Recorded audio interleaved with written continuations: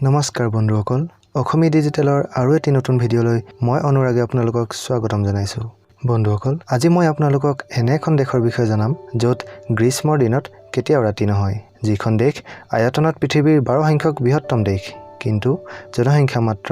57000 যিখন দেশত পৃথিৱীৰ ভিতৰত আটাইতকৈ বেছি মাছৰ প্ৰজাতি পোৱা যায় গম পাইছেনে কোনখন দেশৰ বিষয়ে কৈ আছো যদি ধৰিব পৰা নাই মই কওঁ শুনক মই কৈ আছো ইউৰোপৰ এখন অতি সুন্দৰ দেশ গ্ৰীণলেণ্ডৰ বিষয়ে গতিকে আহক আৰম্ভ কৰো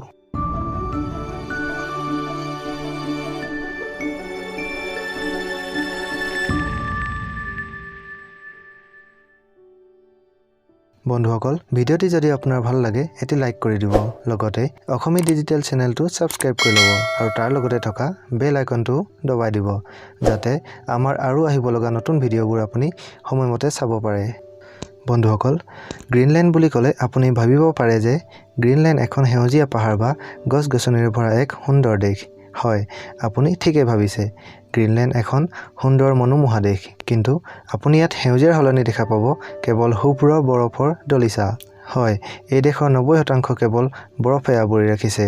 অৰ্থাৎ এই দেশৰ 10% ঠাইতে মানুহৰ বসবাস আছে সেইবাবে আয়তনৰ ফালৰ পৰা বিশ্বৰ 12 সংখ্যক বৃহত্তম দেশ হৈও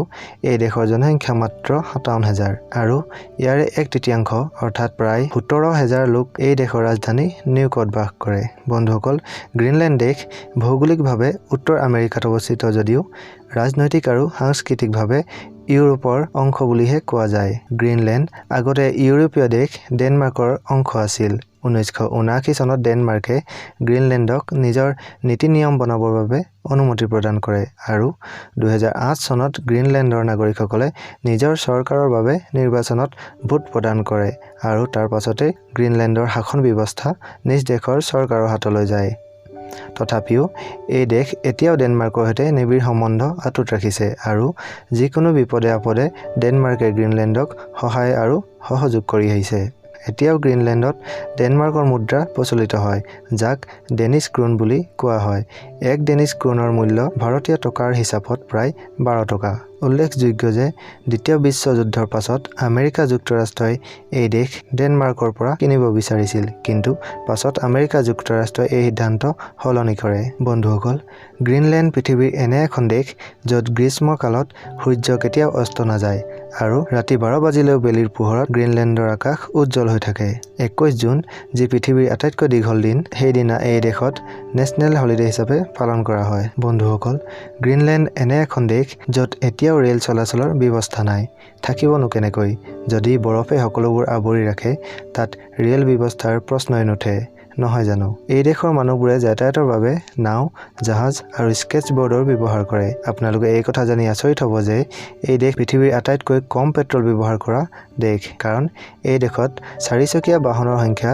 মাত্ৰ 30000 আৰু ইয়াৰে প্ৰায়বোৰ গাড়ী মাজে সময়েহে চলে ৰাস্তা পদূলিৰ অসুবিধাৰ বাবে গাড়ী চলোৱাটো কঠিন হৈ পৰে সেইবাবে এই দেশ কম প্ৰদূষিত দেশ হিচাপে জনা যায় বন্ধুসকল গ্ৰীণলেণ্ড দেশৰ নাগৰিকসকল বেছ ৰোমান্টিক আৰু এই দেশৰে এক উৎসৱ ৰোমান্সৰ ভিত্তিতে পালন কৰা হয় যাক ৰোমান্স ডে বুলিও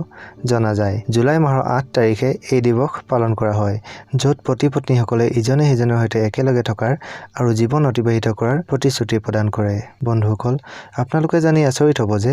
গ্ৰীণলেণ্ড দেশৰ সকলো নাগৰিক সম্পূৰ্ণ আমিষভোজী নহবনো কিয় য'ত খেতি-বাতি প্ৰায়ে নহয় তেনে ক্ষেত্ৰত মাছ মাংসৰ ওপৰতে সকলো নিৰ্ভৰশীল হ'ব নহয় জানো এই দেশৰ নাগৰিকসকলে এতিয়াও শিকাৰ কৰি খুব ভাল পায় এই দেশত পৃথিৱীৰ ভিতৰতে আটাইতকৈ বেছি মাছৰ প্ৰজাতিও পোৱা যায় ইয়াত 2 সহস্ৰাধিক বা তাতকৈ বেছি মাছৰ বিভিন্ন প্ৰজাতি আছে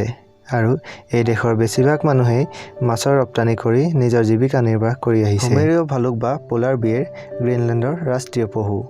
এই দেশতে এই ভালুকৰ সংখ্যা সকলোতকৈ বেছি আৰু যিবোৰ ঠাই ভয়ানক ঠাণ্ডা তেনে ঠাইতে এই পোলাৰ বিয়েৰ পোৱা যায় আপুনি জানি আচৰিত হ'ব যে গ্ৰীণলেণ্ড দেশৰ গড় তাপমাত্ৰা প্ৰায় -6 ডিগ্ৰী সেলসিয়াছ আপুনি ইয়াৰ পৰাই অনুমান কৰিব পাৰিছে চাগে যে যেতিয়া ইয়াত গ্ৰীষ্ম ঋতু হয় তেতিয়াও ইয়াৰ তাপমাত্ৰা 4 ডিগ্ৰীলৈকেহে যায় আৰু আমাৰ দেশত যেতিয়া 6 ডিগ্ৰী সেলসিয়াছলৈ তাপমাত্ৰা নামি আহে আমি কওঁ যে বহুত ঠাণ্ডা পৰিছে কিন্তু গ্ৰীণলেণ্ডত ইয়াক গৰমৰ দিন বুলিহে কোৱা হয় বন্ধুসকল পৃথিৱীৰ বাঢ়ি অহা তাপমাত্ৰা বা গ্লোবেল ওয়াৰ্মিঙৰ ফলত গ্ৰীণলেণ্ডৰ বৰফবোৰ প্ৰায় দুৰ্বল হৈ আহিছে আৰু লাহে লাহে গলিবলৈ আৰম্ভ কৰিছে যিয়ে পৃথিৱীৰ বাবে এক চিন্তাজনক বিষয় যদিহে গ্ৰীণলেণ্ডৰ সকলো বৰফ গলিব আৰম্ভ কৰে তেন্তে সাগৰ পৃষ্ঠৰ উচ্চতা 7 মিটাৰলৈকে বাঢ়িব আৰু বিশ্বত ধ্বংসলীলাৰ সৃষ্টি হ'ব বন্ধুসকল গ্ৰীণলেণ্ডত 400তকৈও অধিক বিভিন্ন ধৰণৰ ফুলৰ প্ৰজাতি পোৱা যায় গ্ৰীণলেণ্ড দেশৰ ৰাজধানী নিউকত দেশৰ জনসংখ্যাৰ প্ৰায় 1/3 লোক বাস কৰে অৰ্থাৎ প্ৰায় 57,000 লোকৰ এই দেশত প্ৰায় 17,000 লোক এই চহৰতে বাস কৰে আৰু বাকী চহৰসমূহত মানুহৰ সংখ্যা একেবাৰে নগণ্য ইয়াত গ্ৰীণলেণ্ড বিশ্ববিদ্যালয় কলা সংগ্ৰহ খেল ষ্টেডিয়াম সাংস্কৃতিক কেন্দ্ৰ আৰু দেশৰ একমাত্ৰ অন্তৰাষ্ট্ৰীয় বিমানবন্দৰ অৱস্থিত বন্ধুসকল গ্ৰীণলেণ্ড পৃথিৱীৰ ভিতৰতে আটাইতকৈ সুন্দৰ দেশ এই দেশ বছৰৰ সকলো সময়ে বৰফে আৱৰি থাকিলেও আগষ্ট মাহত সূৰ্যৰ পোহৰত এই দেশৰ আকাশ সোণালী হৈ পৰে আৰু এই দৃশ্য চাবলৈ অধিক সুন্দৰ হৈ পৰে বন্ধুসকল কোৱা যায় যে এই দেশৰ লোকসকলে অধিক মদ্যপান কৰে যিহেতু এই দেশ ভয়ানক ঠাণ্ডা গতিকে মদৰ সুলভ ব্যৱহাৰ কৰা হয় আৰু নিজৰ শৰীৰ গৰম ৰাখিবলৈ মদ খাই আনন্দত থাকে এই দেশৰ লোকসকলে গ্ৰীণলেণ্ড বুলি ক'লে আমাৰ মনলৈ সাধাৰণতে সেউজীয়াৰে ভৰা দেশ হিচাপে ধাৰণা আহে কিন্তু গ্ৰীণলেণ্ড এনে নহয় তথাপি এই দেশৰ লোকসকলৰ মনবোৰ ৰঙেৰে পৰিপূৰ্ণ সেইবাবেই চহৰৰ প্ৰতিটো ঘৰ বাহিৰৰ পৰা বিভিন্ন ধৰণৰ ৰঙেৰে সজোৱা তেন্তে বন্ধুসকল গ্ৰীণলেণ্ড দেশৰ বিষয়ে এই ভিডিঅ'টি চাই আপোনাৰ কেনে লাগিল কমেণ্ট কৰি জনাব নাপাহৰিব লগতে চেনেলটো ছাবস্ক্ৰাইব কৰি ল'ব আকৌ লগ পাম এটি নতুন ভিডিঅ'ত তেতিয়ালৈ ধন্যবাদ জয় আই অসম